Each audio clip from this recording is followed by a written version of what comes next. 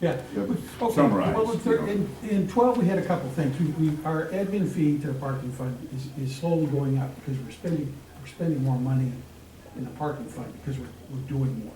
Because we didn't do we didn't do a lot with our maintenance and those types of things for a long time. So We're catching up. we're catching up. And what happens with the admin fee is it's driven by the total expenditures in each fund relative to other funds.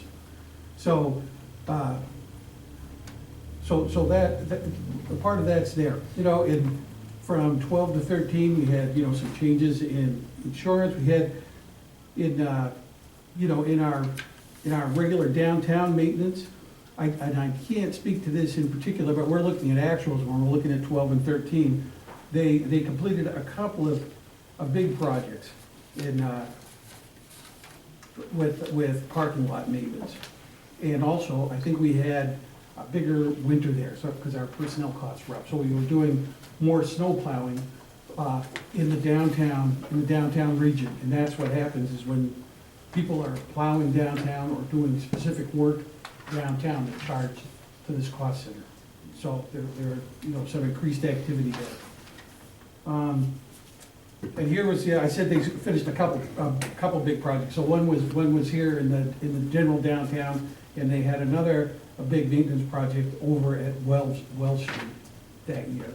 And so their expenses were up a little bit that year. So that's from 12 to 13. Then in going from 13 to 14, that is the year, that's when, some of our reorganization took effect. And we replaced a full-time position with 2 part-time positions.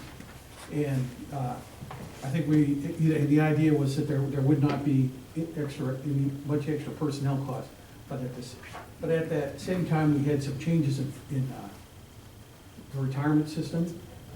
Some, pretty big changes. Our police retirement went up about 27%, and our other retirement went up 22%. So we didn't see the savings in retirement that we thought we would. Instead, we kind of broke even in retirement. We also had some changes in family circumstances with some of our full-time employees. It had some changed health insurance enrollment. So we added more coverage, thinking we'd save money, and then other circumstances came along and bumped our costs up a little bit higher than we thought. So when you're looking at those changes from 13 to 14, much of that is centered around that. That's really getting into the weeds, I know. No. Gary, you and I asked you a question regarding how does the police department interplay with the parking division, and who's paying supervision or what have you? Can you clarify that? Absolutely. As you're aware, with when I was hired as project manager, and we went through this process of moving the parking division to City Hall, we worked with the police department. We still work very closely with the police department on many of the responsibilities that we still do. But right now, the parking division is reporting to me, and it used to have a supervisor that was a police supervisor that actually monitored the operations division down at the police department. So that position, as we've gone through this year's budget, which you'll see in the current budget that's being proposed for FY15, the position of supervision in the police department has been eliminated from that position, from the budget. However, there is a new administrative fee for the police department, and I'll kind of break that down a little bit for you. Basically, we are still going to have a very strong relationship with the police department because of what we do. One is that we still currently use dispatch center. We still use their tow logs. They take care of hiring our tows for us. They buy us our radios. The radios are still currently through the police department so that they interface with theirs. They still issue night tickets for us, violations in the evening for parking and those types of things. And those administrative costs that we're going to still continue to have to use them in this relationship. So that's what we have done. We've eliminated the position of supervision, replaced a portion of that with me, and then come up with what the allocated cost would be for us to be able to continue to work with the police department to pay for our portion. So some of the reduced costs from the police department change helps to cover you. Yeah, actually, Your it decreases the actual budget, personnel budget in FY '15, but that includes having my position in there also. Okay, thank you. Mark? Any public questions? Yes, council question? Tina Chadbourne, Ward 2, City Councilor. If you answered this, forgive me, I may not have heard you back there, but are there plans to fill the position of the person that we lost in the parking? That's part of the process that we're working through. We've have had some discussion with that. The reason it wasn't filled is because with me coming on board, we wanted to reevaluate the entire division. So we're working through that process now. We believe that that position would be advantageous to us, but we have to have that business case to make sure that the way we set that up, that it's the right way to do it. See, we have the opportunity. And how many vehicles are assigned to the parking division? There are currently 2 small vans. They're called Ford Transits, and you've probably seen them. They're a small utility type van. Okay, I was thinking we had 3. And then I don't know if this is sort of an overlap, excuse me, but when you came up with the proposal for the times, of changing the times downtown, why was like 9 chosen as opposed to 8, as opposed to 7? Well, Mr. No, Chair, you're on the revenue side of things, but. I can answer it now. We won't have to answer I it. know, it's a Go little for bit it. of an overlap. Basically, what we did is we did a survey of all the downtown businesses, when they opened, when they closed. We went from Monday through Saturday. Some businesses are open on Sunday. Of course, we don't operate on Sunday. But we actually went down and looked because it's been years. If you recall, years ago downtown, the stores opened up at a certain time and they stayed open later. They were open earlier and open later in the evening. As many of the businesses that I've spoken with said that the reason that they're opening later in the morning now is because they're not getting the traffic that they used to get, and it's not worthwhile for them to open up earlier. So what we did is we went down and looked at when do the stores open, when is it going to start getting congested, and more importantly, it also opens up an hour in the morning where people are just commuting through to stop to get a cup of coffee, to get something quick. It allows them that free time in the morning to be able to do so.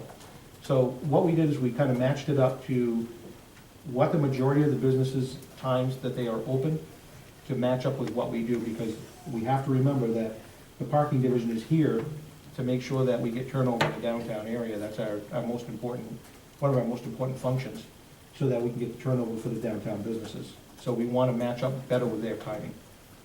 And then one last thing, in reference to the Public Works removes the snow, but their time and their, comes out of the parking revenue, right? Is that what you were saying? A portion of it, that's A correct. portion of it. Whatever is parking responsibility, if you take the whole downtown and how much they have to plow, they've broken it down to the percentage of our parking that's responsible to us, that they actually charge off to our division.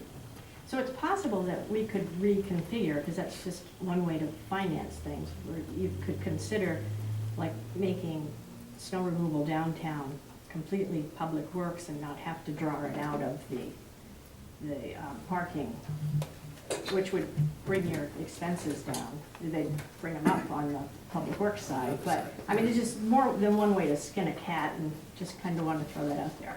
Thanks. That was sort of my thinking until I thought a bit more about this, that snow removal of the lots really is to the benefit of parking, and that's what the idea of the user fee is.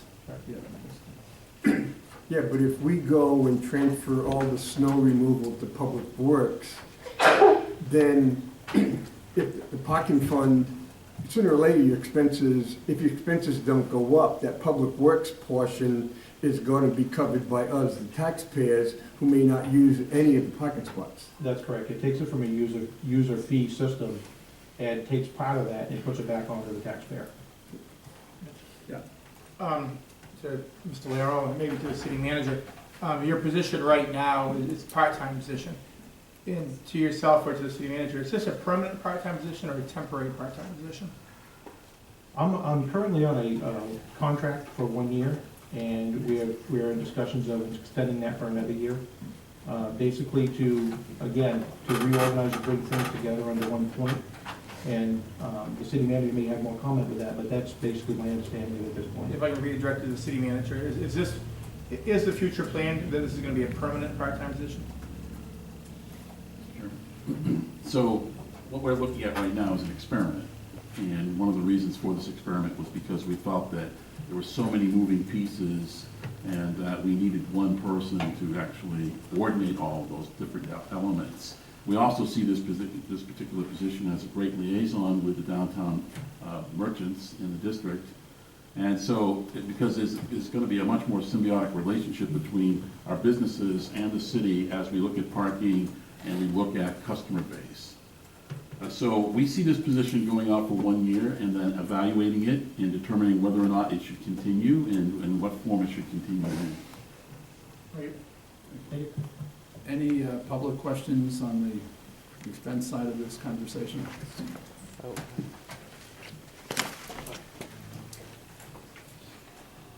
Joe Merzoff, Keene.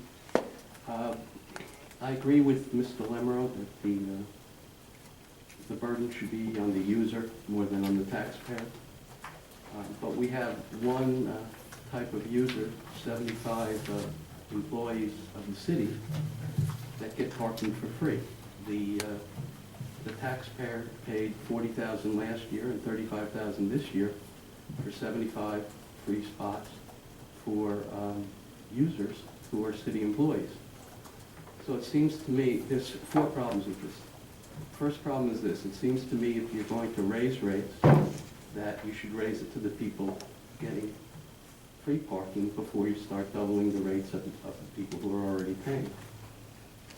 Second issue with this is what I'm calling, it's related, it's called like elitism in government, where government makes rules for other people that they exempt themselves from. It drives people crazy about Congress, about our Justice Department. So it's actually bad government because